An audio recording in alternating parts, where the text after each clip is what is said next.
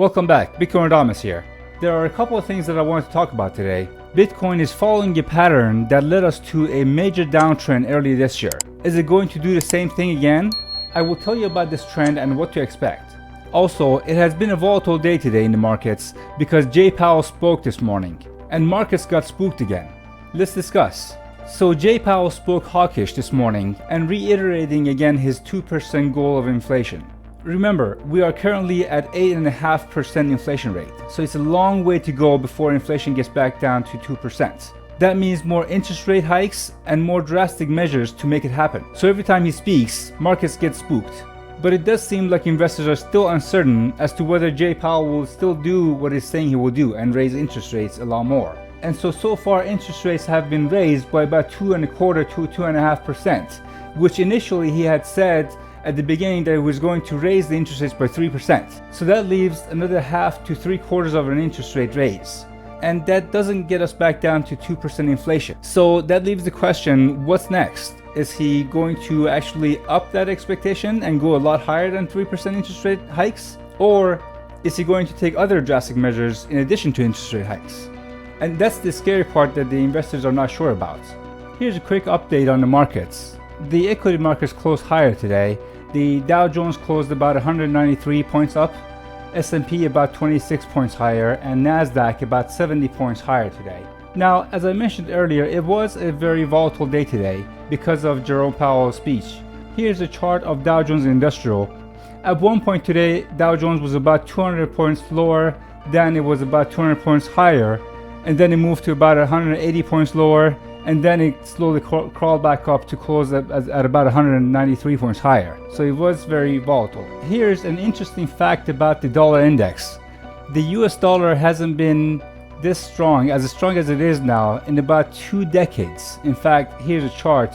Last time the dollar index was this strong was back in 2002, exactly 20 years ago, which is very interesting. But zooming in at the dollar index's chart, it was also all over the map today. It went down, spiked back up, and down, just choppy all over the place. Now let's take a look at Bitcoin. Here's what I wanted to bring to your attention. This is Bitcoin's chart on a weekly basis. And this channel here is the channel that we were in early in the year. In fact, from January all the way to about March or April. And basically in this channel we went up, down, and it finally broke down out of the channel.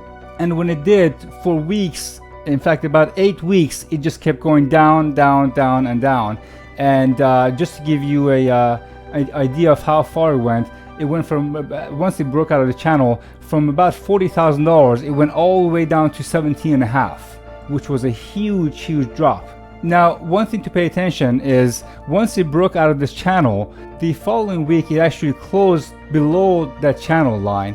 And then after that, the week after, it just dropped tremendously. And off it went week after week after week. It just went lower until it finally found a bottom at about 17.5. Now, this time around, it did the same thing. So far, it has bounced up and down, and it finally broke out of that channel.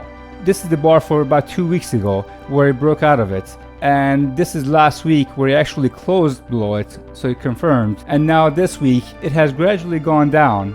Now, at the time of making this video, Bitcoin is trading at about $19,300. So it has definitely come up from the bottom of about 18.5, which it was at yesterday. But the thing to pay attention is, if it follows the same pattern that it followed last time, we are headed for a major downtrend. And the key thing to pay attention is whether it will actually break above this 19,500 and close above it, and eventually go up and break this channel line, which is major resistance now. If it does, then it will nullify the thesis of this last trend pattern. And if it doesn't, we need to pay attention to this pattern and see if it follows the same type of movement. Now, it may not be the exact same pattern. It may follow a different pattern than this, but eventually the outcome may be a dramatic downfall like this. Now, short term, we may see some choppy sideways action, but long term, we are definitely headed lower. And by long term, I mean within the next few months. And until next time, my friends, have a great day and enjoy every moment.